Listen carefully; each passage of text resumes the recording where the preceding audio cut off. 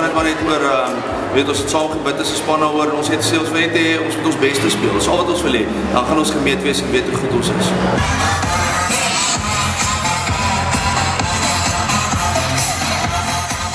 Ja, dis die eerste span hierdie, die trots van die skool. Dit is alles wat hier aangaan is vir hulle vandag. Jy wat daar in die middel staan, hoe groot is hy? Hoe swaar is hy? Jacco Willemse is 120 kilos en hy is amper 2 meter.